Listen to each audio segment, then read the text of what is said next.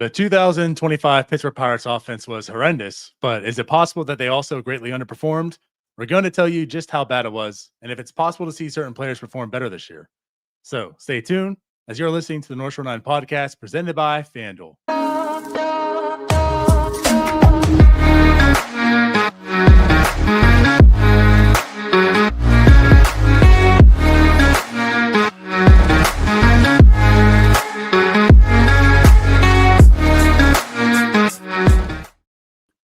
Yo, yo, yo. Welcome to NS9 Live. I'm your host, Anthony DiNardo. With me, we have Jim. We have Ty.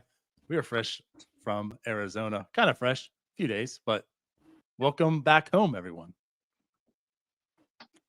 It's good to be back until my microphone just went out, so it's dead. Yeah, I don't know. I don't know what it is. We can't unplug stuff. I think that's the rule of thumb now. We need a secondary mic to travel with. I'm blaming DiNardo for this because, one, it was already jacked up. Then he makes me bring all my stuff to Arizona, and now I try to put it back together again, and it doesn't work. Also, I'm glad we all get to recognize that it was Jim's fault we were late tonight. No, it's DiNardo. It was DiNardo's fault. It always comes back to me, Ty. Yeah. Well, they were blaming me for my vacuum, so it's not me tonight. Yeah, it wasn't Tyler's fault. Definitely sweeper. Not his fault. Thank you. Yeah, I mean, we are back. The World Series is set. It's the Blue Jays versus the Dodgers. So there's that. But I mean, ultimately, what that just means is like there's maybe a week left of the season, and then the offseason begins. I'm kind of excited. Thank God. This has been boring. I don't need to watch the Dodgers run through the rest of the playoffs anymore. Like, let's get on to more Pirates talk. I'm very excited to talk some offseason Pirates and what they may do because, like, it's a very important year. I'm sorry. I'm all discombobulated. I don't know if now I'm pretty sure I'm smelling like some sort of like smoking from the mixer now. I think it's ruined. I think it's done. Well, if Jim's house blows up, it smells like something's burning. Yeah. We might go viral. If there's a fire live on, there could be a fire live on air tonight. Do it for the vine, Jim. I'm just going to turn this thing off. Okay. Do you have to? But let's see what happens. I'm telling you what, it smells. I don't think the mixer is supposed to smell like this. Did you take it to Florida with you? Or not Florida, I'm sorry, Arizona? I did. He did. Yeah. How long did you leave it in your vehicle afterwards? Not at all. Okay. I was just curious if maybe you left it outside for a while. Yeah, I'm just going to start unplugging stuff. Well, anywho, welcome back, everyone. And it's not live. All three of us here. We delayed this by a day, so we're on tonight dueling with Thursday Night Football. I'm sure that's a thrilling game as always. But I have no one in there, so that's good. I don't have to pay attention to that game anyways. But yeah, I mean, there's not a whole lot to talk about. That's what we mentioned. Obviously, with this part of the offseason, Pirates fans just kind of sit back and watch everyone else have fun. And then once the World Series is over, then we start to be able to partake in the festivities a little bit here. So, we've been kind of dragging this out a little bit. But I mean, this is something that we've talked about, I think, to some degree. And Jim is going to present the Gymalytics once again for us tonight. Kind of diving into these guys that, again, as we talk about, we mentioned time and time again, the Pirates seem to underperform quite a bit this year. And I know they were bad, but also on top of being bad, it seems like they underperformed. So I figure we'll kind of dive into that a little bit here tonight. Before we do that, was there anything else that we wanted to discuss or bring up? No. I don't have anything. Tyler, how about you? Oh, man. I mean, I guess if we're really pushing me here, Tony Vitello was hired by the Giants. And so I like from a distance follow college baseball and nothing too major. I don't really pay too much attention to the College World Series, all that fun stuff. I do, but I don't. Like, I don't have a favorite team I really root on. However, like I said, Tony Vitello, hired by the Giants. If you go through these last few years of just watching any clips, anything like that, if you're on TikTok at all and you're a baseball fan, you're seeing Tennessee baseball pop up left and right. And it's kind of in that sense of it's travel ball stuff. Like, I don't want to say it in a negative light, but it's things that I don't love about baseball personally. There's a lot of, showboating. There's a lot of things that old timers do not like. And I'll just throw myself into an old timer because that's me of a baseball fan. I don't like a lot of the stuff that happens in baseball a lot of times. Dowry Moretta. Exactly. You nailed it right there. Like the dowry stuff. Max Clark, there's a reason I really didn't care for him. Like, it's in that vein. Again, hired by the Giants. Guys, I love the hire. I freaking love the hire. Like, you've been talking about since it's happened. I thought you were going to go that you don't love the hire. No. After all this, you just said that you don't like anything that he's done. I hate everything about him, which is why I love it. All right. That's why I love it. I was on here ready to play devil's advocate with you. No. And defend this hire. No. And now I feel like I need to just switch up my opinion and start arguing a different thing now. So we see major league managers get hired with little to zero experience. Like, Aaron Boone had no experience as a manager. Did he deserve the job? Absolutely not. He should not be a manager. He had nothing behind him that should have made him a manager. Sure. Like, there's a lot of dudes throughout the league that Stephen Vogt, he had 1 year as a major league coach. Like, there's a lot of guys that get hired with very, very minimal experience. Tony Vitello has a lot of baseball coaching experience. Somehow this guy keeps his clubhouse together. As much as you want to hate them, he keeps them together. That's why I love this thing, man. Maybe this opens another door to bring in I don't want to call it entertainment value, because it's really not. You're building, quote unquote, a program, because really that's what Major League Baseball is. It's a program, top to bottom. You got 18-year-olds through. It's probably the closest thing to, like, of all the professional sports, Major League Baseball might be the most similar to, like, college baseball, like comparing it to NFL to college football. It's a different animal. You're dealing with the same age kinds of guys. Baseball's changing a lot. A lot of things I don't like, obviously, but I don't know why I love it. I don't know why I love it, guys. I just can't get there. I don't know. I am so confused on I'm so confused myself, Jim. I don't get why I love it, but I love it. Because you keep saying, I hate it and I love it. I hate it and I love it. I'm just going to say this. I disagree with you in terms of it being similar to college baseball. I don't think it is. Like, the manager of a Major League Baseball team doesn't really have much to do with the rest of the organization. He's really just focused on the 26 guys on his team. He doesn't really have anything to say about the AA team or the single A team. That's not what he's like in charge of. So I'll disagree there. But I will say this, like, when it comes to the merit of this hire, listen, to be a successful major league manager, your job is essentially just to get the most out of your players and put them in a position where they're going to succeed.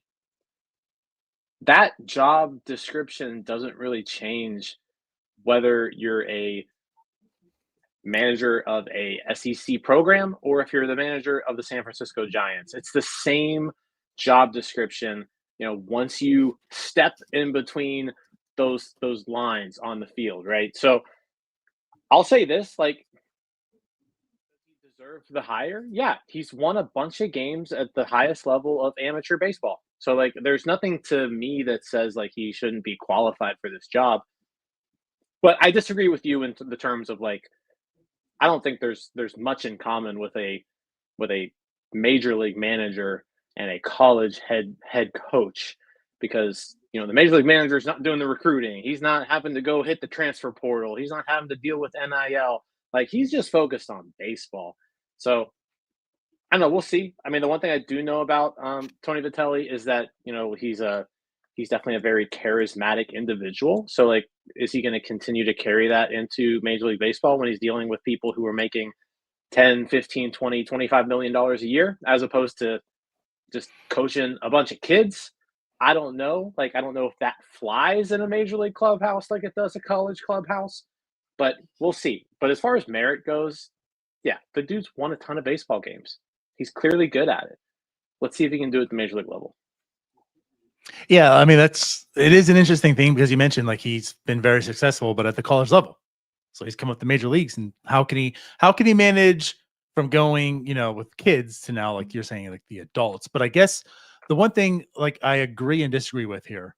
I agree with like the premise of like I think what Tyler's trying to say here. I disagree that it's the same and they're close, but there's on the 40-man roster, there's 11 players on the Giants that were born after 2000. I guess maybe what Tyler's insinuating, well, I guess I'm trying to go with this, is he's closer to like the TikTok era of athletes, if that makes sense. Like he relates more closer to like the Max Clarks, right? The up and coming age of baseball players.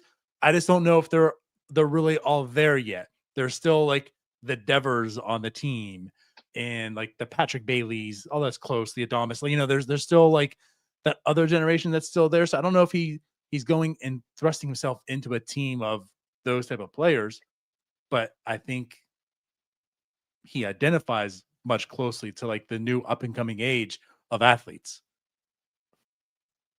So where I confuse myself is that I don't know if I hated it or loved it coming into this show. But I go back to when I said it last year. I kind of want the Pirates to be a-holes next year. Like just be pests.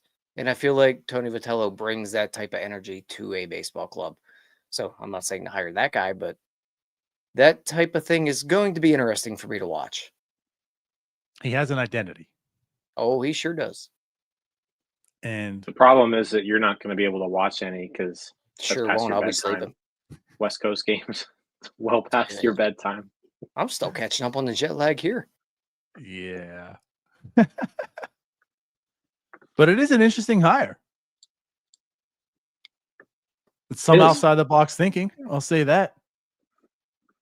Not to take anything from Don Kelly in this, but like that's like a creative outside the box thinking that sounds like the Pirates need to be entertaining, I feel like. Giants did it. God, I hated the way he coached his teams, though, man. Like, he's got players running around flipping off the outfield as they hit a walk-off home run. He's got dudes winding up and down after strikeouts. See, this is what confuses me. I hated the way he coached. I hated the way his kids acted. Okay. Which he clearly tolerated and allowed. Absolutely. And he encouraged, I think. However, they won a lot of games. And I can deal with a lot of antics to win a lot of games. I'll say this. If you're going to, like I said, I don't know how this is going to translate at the pro level, but if you're going to have a team that acts like that, they better win. Yeah. But I almost hope they do act like that at the major league level, just so it gets some sort of national coverage with it. And it just brings a little entertainment. But again, like to Tyler's point, I think this is why he's like perplexed on this whole thing. He doesn't want to like it. He doesn't like his style. Doesn't like the way the players play. But this is kind of something that Tyler's been talking about. Like he feels like the Pirates should do more of. Like they need more of the edge. There's too many nice guys, and it's like this guy coming in might make things different for the Pirates, giving Tyler more of that edge he's talking about. So I think that's why you're kind of confused, Tyler. You're like, I hate him, but I want more of that. I absolutely hate this guy, but he loves to hate it. That's it. You love to I hate do. it. I love to hate it. Everybody needs an enemy. Tyler is a hater, so the more he gets to hate, the more he loves it.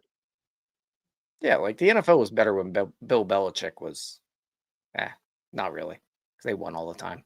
Yeah, no, it wasn't. Like, there's another guy out there somewhere that I can compare him to, but can't think of one off the top of my head. Where are the gym analytics at? Stop letting Tyler talk. But yeah, I know you want to talk about. I kind of do too. Again, the hiring is definitely interesting. It's going to be interesting to see what the Giants do this upcoming year with him. But it's It's different. different. It's definitely different. You know what else is different? The Pirates' actual stats and expected stats. So I think it's time. Are we going to bring up the Gymalytics then? We're going to talk about dive into this major show here. So let's go ahead and do that. Unbelievable. Eric Sabrowski, as Anna Kendrick says. Boom.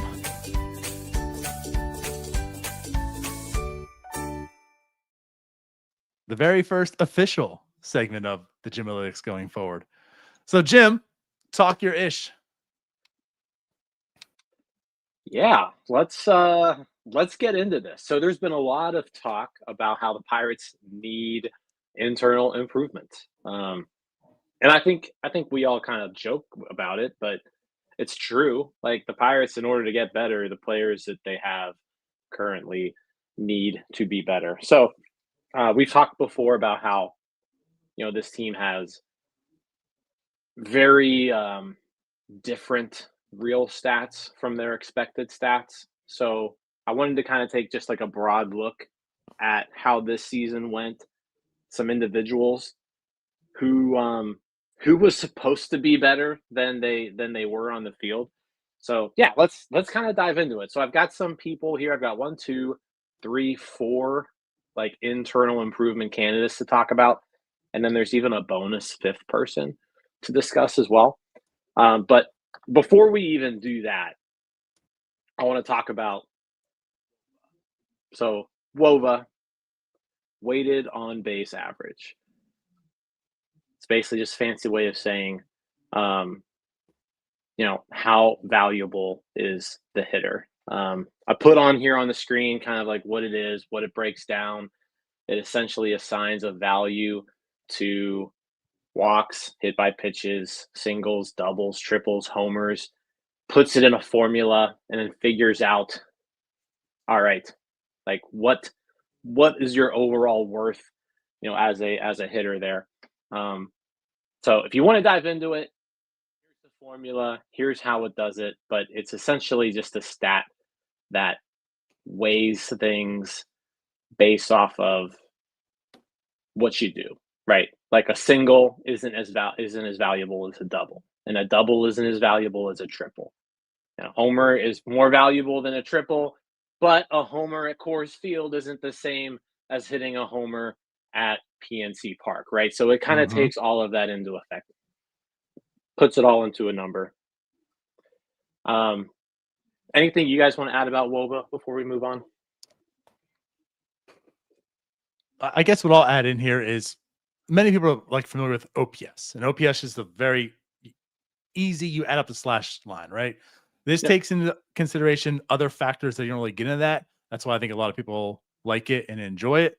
Kind of like what you mentioned, but I'm just kind of putting it out there. It's similar to OPS, like in a broad scale. Think like OPS. It's kind of adding up the different things get this number, but just more in tune with like park factors and such like that. It's similar to OPS, sort of. It's just another way to measure offensive output, right? Because like the thing with OPS that's sort of flawed, right, is right. Like a walk and a single is it's all the same. Like you got on base, you got one base. It's towards your on base percentage. It's 1 point. Now the single helps your slugging a little bit, so it affects it there. But this is really just a way of like putting like a value on a walk versus a single, and going from there. And just to add on, like what I think I like about wOBA, if I remember correctly, is that it's not really based upon year to year and offensive outputs. Like if you're comparing eras and things like that, compared to a weighted runs created plus, where you're comparing it across that year, you can kind of use this across eras. Yeah. I mean, this doesn't get adjusted, for anything. Like it's what it is what it is. So when you're comparing to the steroid era, I enjoy that. Slot Pirate Wesley isn't thrilled with new age analytics. I'll say this: wOBA has been around a very, very, very, very long time. This is not a new stat. It's just not necessarily a very heavily used stat because it is a little confusing. Also, this whole presentation isn't like we're not going to dive into wOBA. It's more based around the players themselves. But I want to set this up just so you have a basic understanding of what wOBA is. All right, moving along. To give you some context on wOBA, 463 is what Aaron Judge had. 363 is what Kyle Tucker had. 315, Brian Reynolds. Major league average this season was 313. Brian Hayes was 266. All right, so just to kind of give you some context where like people stand when it comes, so I'm not just throwing out random numbers at you. 313 is league average. The really good players, Aaron Judge, are significantly higher than that. There's a lot of players kind of nestled into that really below average because like Brian Hayes, not gonna lie, one of the worst in the league, but he's 50 or so points below the league average. Anything you all want to add there? No. All right. Brian Hayes stinks, yeah. Brian Hayes is bad. Yeah, he's one of the worst in this statistic. Okay, so there's wOBA, and now there's also expected wOBA. Expected wOBA basically just estimates what a hitter should have done in an at bat based off of the quality of contact. Right? They're like StatCast measures expected batting average, expected slugging percentage, all this stuff. So it says, hey, if you hit a ball 105 miles an hour at this launch angle, it should be this most of the time. So the expected stat is pretty much just saying, okay, based off of the contact that was made, what should this person's wOBA be? Why does expected wOBA matter? It removes luck, right? Like the player has no control over what happens to the baseball once he puts it in play, right? It's not his. He in baseball, you can't really just hit it where they ain't, right? Like your job is just hit the ball and hope it lands somewhere where there's not a player. So what expected wOBA does is it basically shows, hey, how good were you at making contact and doing it in a way that typically would produce a hit. So the way that xwOBA works is if it's lower than your wOBA, it means that you've been lucky, right? If it's higher than your wOBA, it means that you've been unlucky. Wait, if it's lower than your wOBA, you've been lucky. Higher, unlucky. So that's expected wOBA. Next stat, the Salvador Perez Index. From henceforth will be known as SPI. What is SPI? It's a stat I just made up about 2 hours ago. All right. Salvador Perez was the worst player at this in Major League Baseball this season. So I was like, we're going to name the stat the Salvador Perez Index. The Salvador Perez Index is the difference between a player's wOBA and their xwOBA. So essentially, it shows who was the luckiest, who overperformed the most, who underperformed the most. And why does this matter? Well, if you're underperforming what should have happened, it's a potentially good indicator that, like, hey, down the road, maybe you're going to regress a little bit to the mean, whether that's up or down. So SPI essentially just says how lucky or unlucky were you. Any questions? No. I have no questions like about the the SPF. made up stat that you just made up. I did a good job of explaining it, right? Yeah. So, Salvador Perez Index, henceforth known as SPI. Let's talk about the Pittsburgh Pirates as a whole. They're a bad baseball team. Like they stink. They're a terrible hitting team, and this was proven by just our eyeballs, every statistic out there. But wOBA says the Pirates were the worst hitting team in baseball. So hey, score one for wOBA because that makes sense, right? But the Pirates had a 290 wOBA. It was 30th in Major League Baseball. But the Pirates' expected wOBA was 313, which was good for, guess what? Still terrible, but 26th Right. in baseball. So, like, they were still really bad, but shouldn't have been as bad as they were. And when we take the team's SPI as a whole, they underperformed by 23 points there, which was the worst in baseball. So the Pirates were not only the worst hitting team in baseball, but they're also the most underperforming team in baseball when it came to their expected stats. And again, so like this is what we Checks were out. talking about. Without Yep. these numbers here showing exactly what it is, we kind of been talking about this throughout the season. How many Pirates players, seem to be unlucky, and we had Ford on last week or 2 weeks ago, whenever I guess that was. That was last week. That's kind of what we talked about a little bit to some level. Like it just seems like the Pirates, like there's a plethora of Pirates players that lead, baseball and how unlucky they are in this sense. So like, yeah, seeing them as a team now ranked 30th in SPI shows that. Yeah. Like I said, terrible baseball team, also unlucky, and it just turns into being a terrible team. Right. Yep. Sound good? Tyler, you with me? Oh, I'm with you. It's He's still thinking about that hiring in San Like Francisco. Drew says here, they were bad and unlucky, which sounds about right. That's a good way to that's the worst you can be. But that's what the Pirates were this year. They were bad and unlucky. So that's just the team as a whole. But the point of this is like, hey, who out there like really underperformed and could potentially be a guy who takes a step forward next year based off of their expected stats being much better than the way they actually performed this year. Okay. So let's move on to the first person. I think we probably all mostly know the names on this list, but we're going to start with Henry Davis.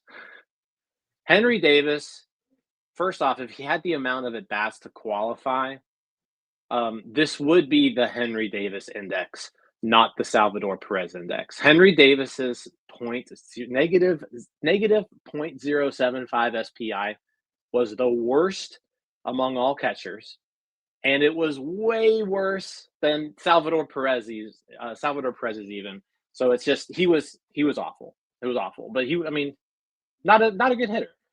He had a 229 wOBA, he was the worst hitting catcher in baseball. He was the worst. Expected wOBA, though, 304. And so I want to talk about this a little bit because 304, remember when we said what league average was, right? 313? 313. 304 still isn't good. like I said, don't get me wrong. It's still not good. But significantly better than 229. And so if you go to catchers and you go to wOBA, 304 would, put Henry Davis kind of right in like the Austin Wells, JT Realmuto like territory. Like that's where he would be. So it's like you immediately go from this guy who had really good defensive numbers, and you plug him and you make him just a below average hitter. He's a pretty good catcher. Like he could be a pretty good catcher. So Henry Davis, most unlucky dude on the team. One of the most unluckiest players in all of Major League Baseball. Who knows if this is going to, because there are guys who are just going to be perpetually bad at this. Like they just are. But if you're looking at guys where they just vastly underperform their expected stats, Henry Davis is kind of first and foremost there. One thing I do want to add is like you're looking at expected numbers, like Nick Gonzalez is a 300 even. Again, not that Nick Gonzalez was good, not that 300 is good, like you mentioned with 304, but again, it kind of just puts a little bit of perspective on this. You know, again, people are seeing Nick Gonzalez more than seeing like Real Muto. You know, Nick Gonzalez also underperformed a tad, but it's not egregiously bad. But again, like if Henry Davis hit like Nick Gonzalez this year, it's a fine catcher. You know, right now he's being talked about because he's pathetic behind the plate. And then the glove is a thing that you don't really see and recognize. And, you know, we've talked it up, but it's like, you can't have that guy that bad, you know, behind the plate. That's at least makes him respectable. Like you're mentioning, certainly not what you drafted him for. But again, like if you had Nick Gonzalez offense behind the plate with the defense that he provides, that's a respectable catcher. So this is where the expected stats lose me, because I cannot remember looking at Henry Davis a single time and thinking this guy looks like a slightly below average hitter. I don't remember ever thinking this guy is unlucky. He was awful all year. I don't remember him hitting balls hard. I don't remember anything close to a 304 wOBA. Someone smarter than me knows the stats a lot better than I do, but just eye test wise, I do not recall Henry Davis looking competent at the plate whatsoever, other than 1 week of Adam Frazier teaching him how to hit. What was that 1 week? Keep in mind, 304 xwOBA is still 28th among catchers. So, like, we're not saying this is not good. Like, Right. it's still not good. It's just not bottom of the barrel like it was. And like because he's not qualified, I don't know the exact percentile here, but it's looking like, I mean, even the 304 wOBA is in like the 20th percentile of baseball. Again, not good. And trust me here, I'm going to be full on board of the xwOBA very soon when we talk about other guys, but just remembering back of the Henry Davis experience, I do not remember him looking competent whatsoever at the plate all year. I think the reason why maybe this xwOBA is quite a bit higher. Like, I mean, the results clearly were terrible. But like you look at him sort of across the board at the expected stats, the expected batting average, expected slugging, his exit velo, like he's not terrible in anything. Like, and when I mean terrible, I mean like bottom 5% in baseball. Like he's at least, like, the bars are blue, right? Like on his StatCast page, but they're not so blue that it's like this guy isn't a major leaguer. Like you look at the StatCast page and you're like, if this guy can catch and play good defense, he's probably fine. Now, like he's not anything to get excited about by any means, Right. but like he's probably fine. So like again, like he still needs to actually improve as a hitter, but he really just needs to stop popping the ball up. Like, I mean, let's be real. That's his problem. He pops the ball up, I think, more than anybody in baseball. And you aren't going to get a hit if you hit the ball straight in the air, ever. And like what you're saying here, like I think the biggest difference is the slugging. The slugging is what really adds to expected, because he had a 278 and it was an expected 408, like a huge difference, you know, and his batted profile here, like you're mentioning, like it's still not good. Again, perspective, it's still blue, it's still bottom half, but his hard hit rate, the barrel percentage, like he was doing things well in that sense, hitting the ball hard at the good angle you want on, the good exit velocity, you know, like he was driving. I know he's talking about he's popping up a lot, but again, with the small sample size, there was certainly probably a few balls that he hit pretty damn well that just turn into outs. And again, I think it's part of it is a small sample size. Like I'm sure this expected slugging is probably off base of like maybe 3 or 4 hits that were outs, which could make a big difference. If that's a double and ends up being an out, that really hurts the slugging in general. Again, it's a small sample size, but that's my assumption here as well. The slugging is the big difference here. He slugged 278. His expected slugging was 408. Right. That's a 130-point difference. That's wild. Mm-hmm. Howard says his or someone says go look at his pull air percentage. This is one of the good things. This is one of the things he's actually good at. He's probably the best at the team in his pull air percentage. It's 24.7%, which is in the top 10 percentile of baseball. But the problem is pulling it in the air straight up and not far. Yeah, right. In the Henry Davis case, I think it's more of like, yeah, the expected numbers look a lot better than what he was, but to me, it's more like he's just maybe a tweak away from unlocking something, and you see it by the barrels and things like that. Mm-hmm. You mentioned the Jim, the pop-ups that he has, like that's just a minor tweak away. And fortunately, I think we all believe in Henry Davis's work ethic enough that I think he can figure something out here. There's still something to be had there. Right. And just kind of talk about this. The strikeouts have come down. I mean, like last year is 36.9%. This year, 26.9. Like the first year's rookie year is like 27.1. That's about what it was the first year. Like that's still not good. It's fine. But what I want to point out too is like, let's get to more realistic, some more universal numbers like the BABIP, or of course, as all you normies say, BABIP. But it was 203 this year. So again, going about the expected numbers, I mean, he had a 203 BABIP. That's extremely low as well from league average. Just balls in play, 8 times out of 10, it was an out. So again, I know part of that is popping the ball up. That's what he does, but that does still show some unluckiness because also like Henry Davis isn't completely slow per se. Like he's not Yasmani Grandal back there, so again, like even just seeing the BABIP tells you there was some unluckiness to this. Yeah. So he kind of headlines this list as far as SPI goes. He was the least lucky player on the team. Let's just say that. For sure. Yeah. So congratulations, Henry Davis, for being the least luckiest player on the Pittsburgh Pirates, the 2025 version. Congratulations. There you go. All right. Moving on. So we got 4 people to highlight plus a bonus one. DiNardo's boy, Jared Triolo. Better recognize this. So I took him. I'm using him as a third baseman here.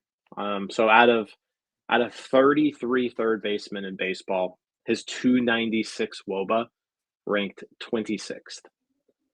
His expected wOBA was 321, which would have put him as the 20th, was 20th best out of those 33 third basemen.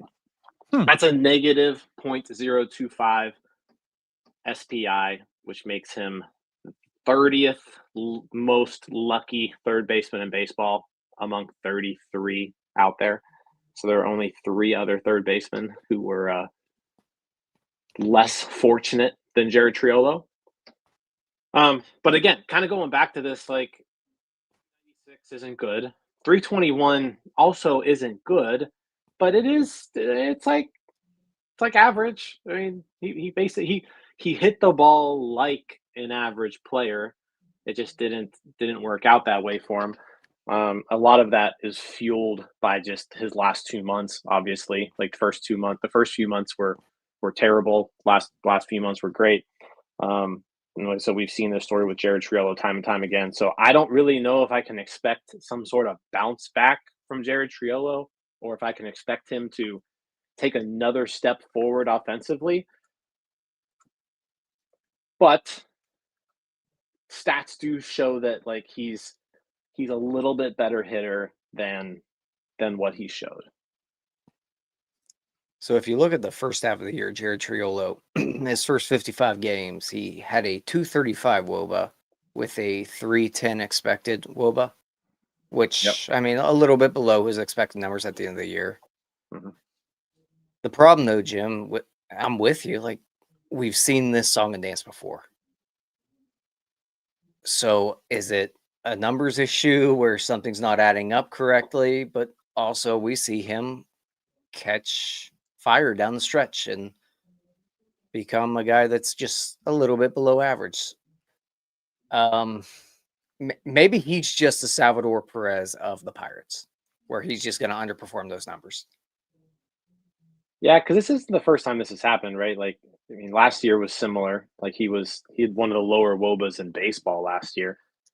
His 2023 was the opposite. He very much overperformed his expected numbers his rookie year. That was due to just a crazy BABIP, you know. So yeah, he's been a complete Jekyll and Hyde. But like, here is where I do have some more faith into it. Like last year, his wOBA, I mean, we're talking about the expected numbers, and we're talking about, well, he does this every year, and he did whatever. Like, he was not expected to be a good hitter last year, a 292 wOBA, right? He wasn't a good hitter. He wasn't expected to be a good hitter. This year, to me, is different. It's different in the sense of things are kind of lining up and normalizing. You know, the 321 wOBA shows, okay, like his expected stats are there. His BABIP isn't egregious like it was his first year. Like that was BABIP fueled. And that's not going to take too much expected numbers away, I feel like, because in such a small sample as year one was, it's a small sample. When those balls are hit where they're not and they're hit well, you know, he just got lucky. He had a hot 3 weeks where he just put the ball in play where no one was, and it was expected to be a hit. You know, like his BABIP was high. The expected was going to be about that because that profile. But when you have more longevity, more sample size and such, with this year, his BABIP was in line. It wasn't egregious. It's not like, okay, he had a If 400 I hear this BABIP. dude say BABIP one more time instead I'm of going BABIP, to, because BABIP is Bay. Things looked more normal. He was very unlucky the first half, which is this showing. He got every day at bats the second half, and he performed. He was fine. You know, I look at this, and you're looking at third baseman as shortstop. It's kind of the same. He's 19th out of 34 shortstops. That's why I'm perfectly comfortable as Jared Triolo being the everyday shortstop until Connor Griffin comes up, as long as Connor Griffin's here before like August. Yeah, I think I could live with, like, if he was going to be the 20th best hitter at his position, I can live with that a lot more with him being a third baseman that's giving you pretty much Gold Glove caliber defense. Shortstop, he's not giving you that. Like he's fine out there, but I don't know. I feel like if you're gonna put Triolo somewhere, I would prefer him to be at third base, just based off of the glove. I mean, I get that. But Honestly, like he should be the utility guy. But my thought and my process about this whole thing is having Jared Triolo as your third baseman is settling. Knowing Connor Griffin's coming up to be the shortstop, that's an answer. You just have to find a short-term solution till that answer comes. Likely answer comes. You need to get a third baseman. Like, you know what I mean? Like, I don't want my future to be Triolo and Connor Griffin. I want to be Connor Griffin and whoever that third baseman is. Triolo just needs to be the solution in between so he can slide into being that super utility. Because that's my problem with Jared Triolo being the third baseman next year. That's completely settling. That's the Pirate way, and that's not how you're going to get them to the playoffs. I get what you're saying, but that's a complete I guess settle. what I'm saying is you can't settle with Jared Triolo being your shortstop either. Like, that's also what I'm saying. Connor Griffin's your shortstop. But you can't go into a season thinking a 19-year-old who's never played above AA is going to be your answer at shortstop. Like, that's also not being responsible, because there aren't very many 19-year-old shortstops who come up and just light the world on fire. It just doesn't happen. Like, so what shortstop are you getting on a 1-year deal I don't to know. have that person and Jared Triolo being left side of your infield? Because that does not scream playoffs to me. That's another episode. Right. But anyways, this is why I'm on board with Jared Triolo. I'm on not board as with my future Triolo everyday being, player, I'm my on super board with him utility guy. being on the team. Mhm. The problems happen when you start giving Jared Triolo like 400 plate appearances. Yeah, I think we're just at the point where Triolo can't be an everyday guy all year. If he does for a Right. month or so, you live with it. Aside from that, I think we're on the same page. He just needs to be a super utility guy. All right, so let's move on. Let's move to the outfield. Let's talk about Brian Reynolds. Brian Reynolds, we already were revisiting this. We already kind of showed him on that chart to kind of provide context here. 313's league average. Brian Reynolds was 315 this year. He was pretty much a league average hitter. He was 54th among 83 outfielders. However, his expected wOBA was 349, which would have put him 22nd among those 83 outfielders. Pretty big difference between being, 54th, which puts you in like the bottom third there of outfielders, and 22nd, which puts you in the top third. So of negative 35 SPI, there were only 7 outfielders that were less fortunate than Brian Reynolds this year. He was extremely unlucky when it came to his performing up to his expected numbers. A lot of that had to do with just the pathetic first few months. He did strike out a lot more this year too, so like that plays a role in everything. But overall, his season wasn't as bad as the end results kind of showed. I feel like I remember a lot of unluckiness with Reynolds, to be honest with you. The uptick in strikeouts is a little bit concerning. A big bit concerning, honestly. But like you said, when you look at the expected numbers, he's right in line with where he should be throughout the year. Maybe I'm not panicking over Reynolds right now, but at the same time, he's a major reason for why this team was atrocious. Like a lot of the blame for this year falls on Brian Reynolds. He was bad. Got to figure it out. 100%. Sorry, I'm trying to pull something up here, but no, I mean, yeah, we've talked about that at length. I mean, he's a huge problem why this team was bad because, of course, it was terrible. He's been off to slow starts his entire career, but his slow starts are like a 105 weighted runs created plus, and then he kicks up. It's not where he's like the worst player in baseball. That was what Brian Reynolds was. I mean, he had like a -1 WAR, I think, in May at some point. It was god awful. Like you mentioned, the strikeouts were up. They absolutely were. That's part of it. Like, yeah, he was getting unlucky, but it's also been a different Brian Reynolds. I mean, he's striking out a lot right now. And then I feel like the saving grace for him is his second half. It got better. Like he redeemed himself, and it makes me feel more comfortable going into next year that like, hey, this Brian Reynolds, maybe he's back. Because like when you look at the last 2 months, like since August 1st, 216 plate appearances, he had a 136 weighted runs created plus. I mean, that's Brian Reynolds. That's better than Brian Reynolds. It's like the past 2 months of the season, he was fantastic. And the strikeout rate was 25.5%. I mean, you live with that. That's Brian Reynolds-esque, maybe a little bit more striking out than typical, but that's fine. So yeah, I feel more comfortable with Brian Reynolds knowing that, again, he's part of this. He was a bit unlucky. He looked awful. He looked terrible the first half, but he looked more in line of what Brian Reynolds is the second half. So, like, it is what it is. And he still finished the year close to league average. Didn't hit it. Only 2 Pittsburgh Pirates were above league average this year. That was Spencer Horwitz and Joey Bart. Congratulations, you two. Part of the lucky group. But, now the thing with Reynolds, right, is like he can't be league average. Like Brian Reynolds needs to be one of your better hitters. You're paying him for sure to be one of your better hitters. And I think like where we kind of go back to like expected wOBA, right? 349 this year. Last year it was 350. So like as far as the putting the ball in play, there wasn't really much of a difference between this year and last year. This year is expected slugging 466, last year 463. expected batting average this year 271, last year 270. He was a very similar hitter when it came to just actually hitting the baseball this year. It's just he hit it to where the players were standing a lot more this year than before. And like I said, the uptick in strikeouts also played a pretty big role in this. But yeah, I mean, I agree with you. Like he was a major role. He played a major role in this team just tanking from the get-go. He was terrible. Like those first couple months were terrible, and he can't be that bad.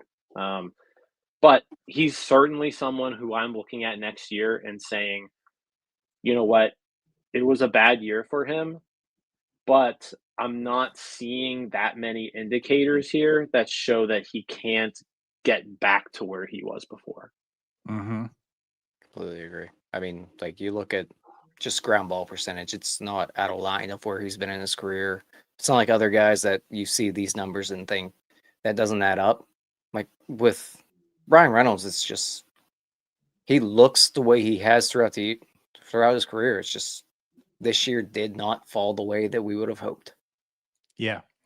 Just look at other things too, like his barrel percentage, just up a tad from last year, but again, not a big difference, but it was actually up. His exit velocity was actually up, not much, a tad, but it was up. So again, like he wasn't hitting the ball any less. I mean, he's hitting it just as hard. The launch angle was down, his career lowest. That's maybe part of it, but still it wasn't like egregious. And like Tyler said, we look at the ground ball rate, it was egregious. Like the batted ball data looks very similar. The strikeouts is what was really concerning at first. And at the end of the year, as mentioned, like they're 26 and a half. He's close to like a 21%. You still want to see the strikeouts come down. But again, like the batted ball data wasn't totally different. So yeah, I mean, I kind of expect and again, seeing the last 2 months of what he did, I kind of expect the Brian Reynolds bounce back next year. You're going to see more of what Brian Reynolds has been opposed to what you saw this year. I'd agree. All right. Time for the most polarizing Pittsburgh Pirate. Buddy. O'Neal Cruz. Again, it was a terrible season, right? 295 wOBA. That's approaching Brian Hayes territory. Out of 83 outfielders, he ranked 70th. Like he was his April carried him. Otherwise, he probably would have been 83rd on this list. Like he had a hell of an April, and then it was terrible from then on out. So 70th in baseball. His expected wOBA still not where it needs to be. Like 333 is the that's not good enough for O'Neal Cruz, but that's more in line with like an average outfielder, right? That would have put him 36th among 83 outfielders. But his luck rating there, right? The Salvador Perez index negative 0.39. There were only 5 other players more unlucky than O'Neal Cruz this season when it came to outfielders. So yeah, I mean, O'Neal Cruz is somebody where his expected numbers are probably always going to look better than his real numbers just because he hits the ball so damn hard. So like StatCast is going to love him. It's just going to. But the difference this year was alarming. And a lot of that just had to do with swing and miss. That was a lot of it. And that's what's in that here. Like you mentioned, it's not even so much because he hits the ball hard. It's because it's the data when he hits the ball, when he makes contact. His problem is like this year he struck out 32% of the time. Like that's why his average is down, his slugging down, his on base is going to be down because he doesn't make contact. That's his problem right now. That was his problem. That's a problem we thought he corrected. But yeah, like when he puts the ball in play, good things tend to happen. Now he was unlucky this year, as we're seeing, right? This is pointing that out. Like his BABIP also was a 262 this year, career low, right? So that's also pointing to unluckiness. The batted ball data shows us unluckiness, but his issue also was he doesn't make contact. He strikes out. That's why on top of all this, it was even worse than what it was because a third of the time it was an out. He's walking back to the dugout just simply by not making contact. Yeah, I don't know that he was super unlucky because his second half of the year was so atrocious. It was embarrassing. Like the second half was a 277 expected weighted on base average, and he had a 252. That entire second half, he was damn near unplayable. And you were right, Jim, when you said it earlier. Those numbers are carried by that first half. And he had a solid first half. The second half, that's why it's as bad as it looks. Because he was dog water. Awful. And let me just make, again, it wasn't even the first half, second half. It was like the first month and a half. It was like first quarter and last 3 quarters. Yep. Yeah, it wasn't a 50-50 split. It was like a 20-80 split. 20 good, 80 terrible. Right. Yeah, I mean, someone that we've talked about before, like, I don't think there's any, like, I don't think he can get worse than this. Like, this is his floor. Like, what we saw this year, I think, is like the absolute I worst hope. you can see from O'Neal Cruz. It was atrocious. Like, what was So, like- encouraging was he was still getting on base by walk, like 11.8% walk rate. Like, he was getting on base. I know, again, a lot of that was the first part because I think it, like, through April, or I'm sorry, through May, it was probably like a 16%. Yeah. That was ridiculously high. I think he was leading baseball in walks at some point in May. So, yeah, again, carried in that sense, but I'm still encouraged. Part of this, in this sense, Are you I don't know just- how you can be encouraged. How can you No, be I guess, encouraged okay, by this? I want to reword it. Like you said, this is the floor. Like, it's got to be better. Like, next year's got to be better. Just being better isn't enough, though. You know, but he's got, like, his biggest, he has to cut out the strikeouts. You can't be at 32% with him. Like, he has to cut those out because when he hits the ball, as we see, good things still tend to happen. He needs to start making better contact. I think that's just simply it for Cruz. He makes better contact and he cuts out these strikeouts. And honestly, I feel like if he just gets more aggressive. So starting in June, he was putrid. That's where, like, from June on, 299 expected wOBA.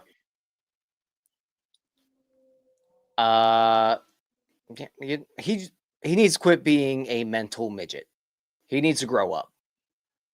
He needs to grow up as a baseball player. He needs to be better, and he needs to quit shrinking whenever things don't go his way. Until that happens, he's going to continue to be the most frustrating player in baseball.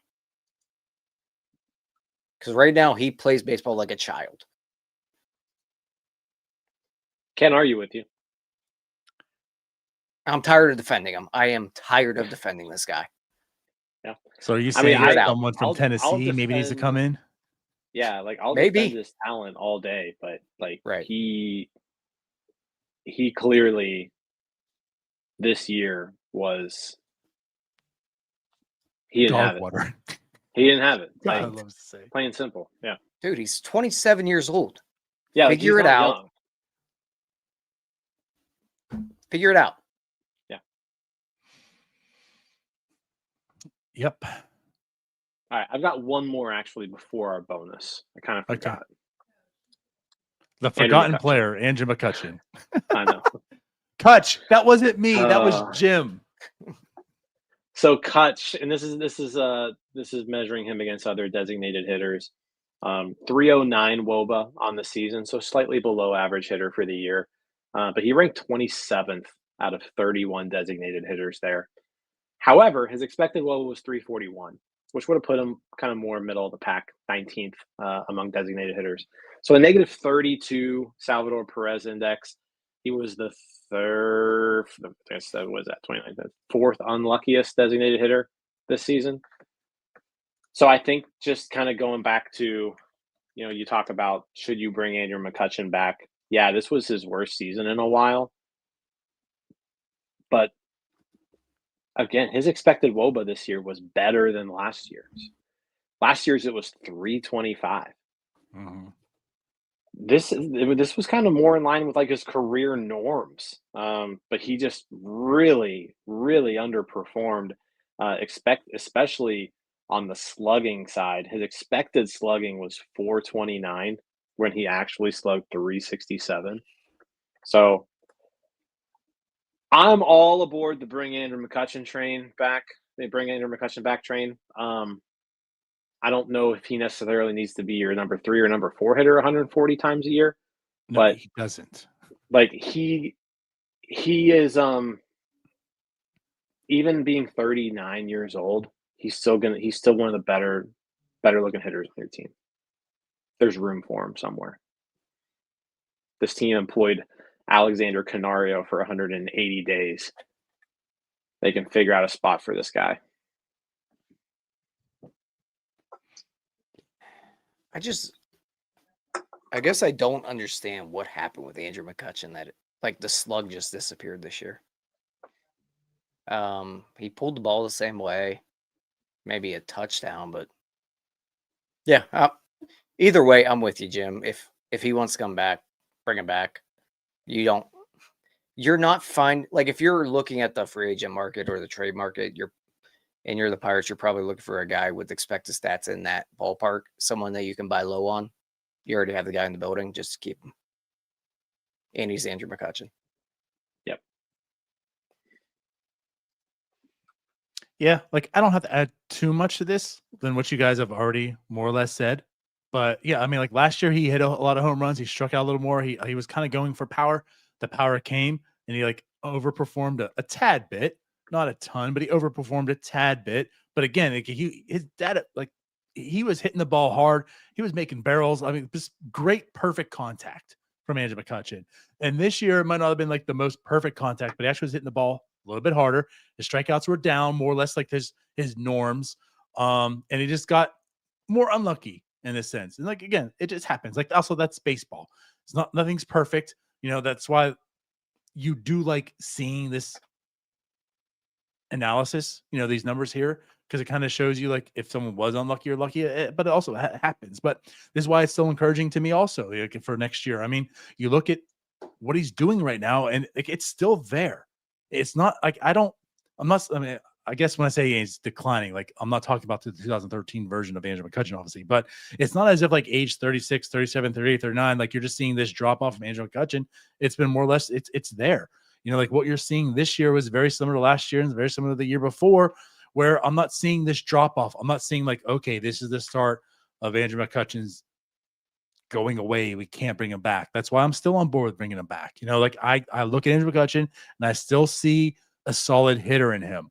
And as we're seeing here, you know, there's so many problems in this team that, like Jim said, he can't be your 3 or 4 hitter. But if Andrew McCutchen's like your number 6, 7, or 8, you're helping him out because he's better than what you currently have at 6, 7, 8. And you're finding guys that are better than him. All you need to do is slide Andrew McCutchen down. And if this 341 expected, you know, wOBA profile is like your number 6 or 7 hitter, I'm perfectly okay with that. Also, Yeah. like there's a shot that you can get some Albert Pujols balls out of this if this is maybe the last year. That's a good He has to point. announce it. Yeah, he's got to announce that he's retiring, and then we'll get the Andrew McCutchen juiced baseballs. Do it for the team, Kutch. Announce your retirement and then just pull the strings at the end of the year. Like, you know what? I'm coming back again. There we go. That is exactly what I'm clipping right there. Do it, Kutch. Announce your retirement. That's the Narder's quote for the night. I'm getting blocked again. Setting me up. Quote tweet LOL. Before we move to the mystery man, who do you guys think was the most lucky hitter on the Pirates this year? Well, I know. Who do you think? Sullivan. It was Piguero. Oh, let's do. I'm only talking about players with 100 plate appearances or more. Okay. Ooh. So there were 15 Pirates with 100 plate appearances or more. Who was the most lucky of them? Well, if they're at 100, damn, I don't know. Because Spencer Horwitz was top of the list, right? Of qualified, I think. So that might be different than 100. So the answer is Spencer Horwitz. So okay. Spencer Horwitz was a positive 12 in the Salvador Perez Index, which topped the list. The Pirates, in fact, only had, as this people who had 100 plate appearances or more. Only 3 Pirates overperformed, and that was Spencer Horwitz, Isaiah Kiner-Falefa, and Adam Frazier. Frazier. Joey Bart and Nick Gonzalez were both very close, but they technically underperformed. Everyone else though, everyone else was bad. Like they were all pretty bad. But this brings me to the mystery man. The mystery man is someone who I feel like a lot of us have forgotten that he even exists. But if you remember when he was playing, it was a dark, dark time of the season when the Pirates were just absolutely atrocious. And he did seem like he was sort of competent, like one of the very few competent people at the plate. So, like, the eye test does say that, like, hey, you know what? Like, he didn't look terrible like everyone else. And I'm talking I think I know where about you're going. Can I make a guess? Yeah, I know where we're going. Is it N. Manuel? comments about it. It is. It's Manuel Valdez. So, Valdez, 290 wOBA, making him the 9th best hitter on the team out of 15 players with 100 plate appearances or more. But the expected wOBA was 339, which means he swung the bat like the 3rd best hitter on the team. A negative 49 Salvador Perez index. The dude is still under team control. Like, he's not going anywhere. He got hurt, so you kind of lost him the rest of the year. But his overall stats, once you look at them, they're not that pretty. But, like, I don't know. Looking back on that April, now it's tough to compare people when you're watching April Pirates baseball, April 2025 Pirates baseball, because it was rough. But, like, I do feel like he was, like, one of the very few guys whose at-bats didn't look like an absolute train wreck. And the numbers show that. I'm more of an Esmerlin guy. Absolutely an Esmerlin guy. I think everybody is. I say this. He has an option. If he's on the team next year or not, to me, whatevs. Like, I get this, but it is small sample size. He also, in that small sample, was not striking out like his norms. You know, I feel like that's going to creep up, which is also going to make him even less, productive, even if this normalizes. So, looking at this, I don't get as also bad choice of word. I want to say excited. Opportunistic as like your Jared Triolos and Cruzes and Reynolds. I look at this and say, okay, that's about it. This doesn't really change too much of what I thought of him to begin with. But I'll say this: absolutely a forgotten man. Didn't we forget about him on our stump wrap up, the Sporkle quiz, or did we remember? Yeah, him? we might have. Yeah, we might have forgotten him. So yeah, absolutely a forgotten man. And I think the issue here too is, like, where do you put him? Like, where does he even fit on this team? Because, like, he was playing in April because there was no Spencer Horwitz, and then Gonzalez got hurt too. Because, like, we saw him at second base, and the dude couldn't even catch balls that were just, like, thrown to his chest. Like, balls were bouncing off his chest and off his face. Like, I don't want this guy anywhere. Like, I don't want this guy anywhere near second base. Tyler, right? that's a quote. Get that one ready too. Balls were bouncing off his chest and off of his face. I mean, I remember like routine double play balls where, like, he just touched the ball, that was thrown right to him. And so it's like, I don't think you can put this guy at second base. And I mean, he's a lefty, so at first base, like, that's already covered there. I don't think I trust him anywhere else on the diamond. I guess, I don't know, what's his arm like? Like, can this dude play third base at all? Like, can I don't know, can he platoon with someone? I have no idea. Like I said, I don't know if there's a spot for him on the 26-man roster, but like you mentioned, he has an option left. He's somewhat interesting from a hitting standpoint. And when I mean interesting, I mean, like, he doesn't look like he sucks. Where, like, every other hitter this team tried sucked. But Valdez didn't. Like, he wasn't terrible. I don't know. Can you just give up on guys who aren't terrible when most of your team is? Yeah, I'm good giving up on him. And I am halfway, too, to be honest. yeah, like I halfway do say that in jest because Yeah. you are right, Jim. Like there was a point where Valdez, he looked like a capable baseball player, but we just went through a list of guys where you look at one half of the season compared to the rest of it. You can have expected numbers look a lot better than you really are. The other part of it is that he had a shoulder injury. I don't feel great about him coming back off of that. And the third part is that he's been a terrible baseball player his entire career. I'm not really going to bank on him not being one.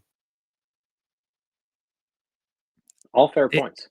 It's why I kind of thought there is I don't care either way for both reasons, because there's plenty of spots in this team you can purge. So No, if I Valdez care. is here because he's like the 40th man on this 40-man roster, then like so be it. But because if he is the 40th best, then they've probably cleared up about 12 spots. So they've improved. But if he's off, it's because they, like you have to do better than him. And that was my whole issue with him last year. And of course, opportunities present themselves because of injuries, and he was there. But like he can't be part of the solution. Now he can be on your team, in your organization to some level. Like, I'm okay with that. But like he can't be your 26 guys going north. Okay, that's fair. I thought we were going to go with him being on the team. Nope. I think that's fair. No. Yeah, Okay, I think yeah. that's fair. I On don't the think there's 40-man, a that's spot fine. for him. Yeah, I don't think there's a spot for him on the 26-man roster. Like if everybody's healthy, but like yeah, like let's say if Spencer Horwitz gets hurt for 2 or 3 weeks, then is Valdez like I know your backup Spencer Horwitz? At this point, probably. I am fine with this Valdez being Horwitz's backup until the real Valdez is here. There. Love it. Anyways, that's it. Good stuff. Great job, Jim.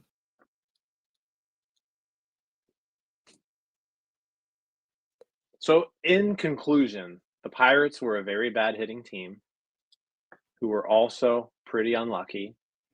And when you combine those two things, it makes a pretty bad hitting team. Right. They're like a criminal who always gets caught. They never find one way to get out of it. Like every time they commit a crime, they got caught.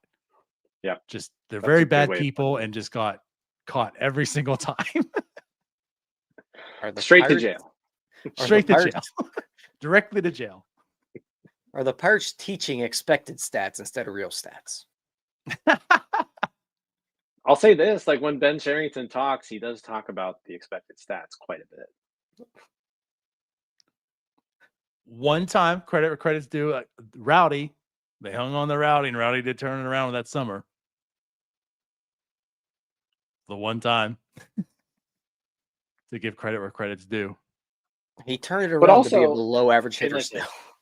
And this isn't me the praising, opposite of Cruz. That's how bad. This isn't me praising Ben Cherington in any way, but he also kind of called Jared Triolo too, where he was like, hey, the numbers show that he should be hitting better than this.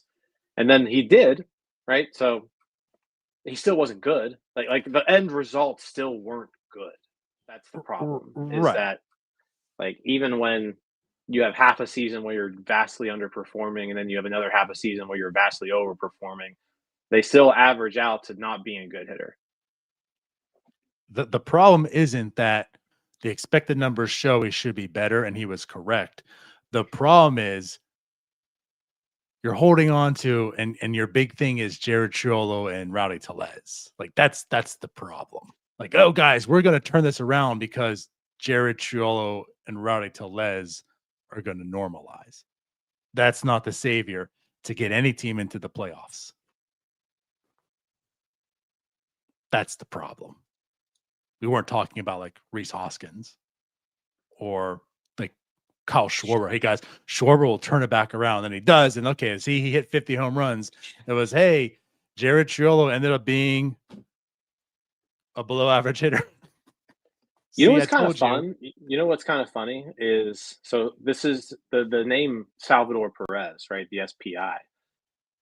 You know who almost took this crown? Austin Hedges. Juan Soto. Okay. Oh yeah, Soto's was terrible. Soto was like out of 145 qualified hitters that I ran for this. Salvador Perez was 145th. Juan Soto was 143rd. Was he like 7th worst, Soto, I feel? Soto was 3rd worst. Oh, so even more than I thought. Okay. Yeah. Where does Jack Sawinski rank? Very bad. Good question. He's also a huge. Good. Like the question. last 2 years of Jack What is Sawinski it? has to be up there. So I'll show you kind of like the raw data here, right? So this is just SPI. this is a spreadsheet, right? So this is the official SPI spreadsheet. Let's see if I can even make this a little bigger. There we go. There we go. So this is the Pirates.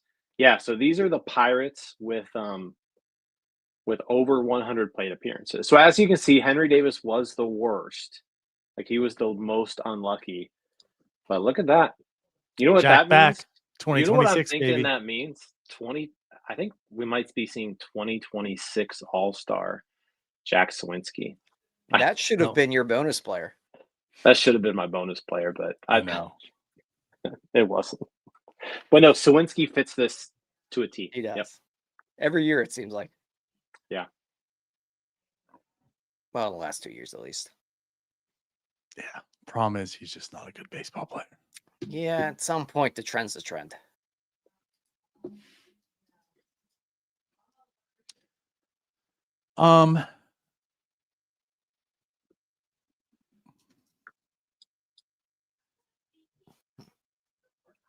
Jack Sawinski sucked the last 2 years. Good Lord. Yeah, I was gonna say like the difference too is like his expected in 2024 was 292. Yeah. I mean, this year's So- more respectable, but like all Still things not considered, good. we're still under a full year of really Yeah. plate appearances with it all in the last 2 years, and God, he's like negative 1.5 wins. He's been terrible. The He's been bad. strikeouts are bad this year too. Like it just Yeah. Sorry, Jack. Oh. I tried, buddy. I tried to give you credit there. And I think Jack's officially out of options is. now, isn't he? Yep. He'd have to make the team next year. So that's why You know I what? think the days are done. Someone brought up a good, and I actually want to give this Yark on Twitter mentioned this. So Yark, I'm going to give you some credit here because it's an idea that I don't necessarily hate. So Jack Sawinski is arbitration eligible this year, right? I mean, and the ARB number was what, like 1.2 million? It was 1.7. yeah, small. What are your thoughts on this? Because he brought it up, and I was like, you know what? That's a cool idea. Because it's such a small number. Do you debate? Because we've seen something out of him. So like, do you want to completely give up on Jack Sawinski? The answer might be I know where yes, you're going right? with this. The answer might be yes, but like, do you tender him a contract for 1.5 million, whatever, DFA him, and no one's going to claim him and pay that 1.5 million? No one's picking up that contract, so he's going to clear waivers, and you can then outright him to AAA. And he's making $1.5 million in AAA. That way, he stays in your organization. If he figures it out, cool. It's one. If he doesn't, you're out $1.5 million. It's almost like the Miguel Andujar situation. It's to me. exactly like the Miguel Andujar situation. Is it worth waiting? Is it worth $1.5 million basically to give Jack Sawinski one more year? My question to you also, let me throw this out there on top of it, because is anyone picking him up for anything? Like, yes. Like Jack Sawinski will be signed to at least a minor league deal somewhere. Well, okay, Yeah. that's what I'm alluding to here, is because like he's projected like the 1.7, and knowing his circumstances, like as the Pirates, so my answer is I could be talked into it. But I also think you could say, well, here's $1 million, Jack. Like, you know what I mean? Because is anyone signing you for $1 million? So like take the $1 million guaranteed. Like just settle for $1 million. Like I think you could do even less than like the 1.5. So I'm alluding to is I think you could probably give him $1 million and he signs it. And like for $1 million, sure. I'm not haggling over 500K there. Well, you're not Bob Nutting, Well, and you're not Ben Charrington. But I mean, the it's concept the still applies. premise of it. Yeah, Like, I don't think yeah. it's a bad idea at all. I don't. It's also kind of annoying.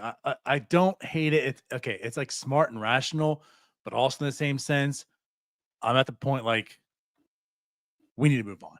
You're ready to move on. I get, You know, and him I get being that. here isn't moving on, and he's still there. And I almost feel like it's kind of fair to Jack to just move on, like go somewhere else. If you find your footing, you find your footing. It ain't here.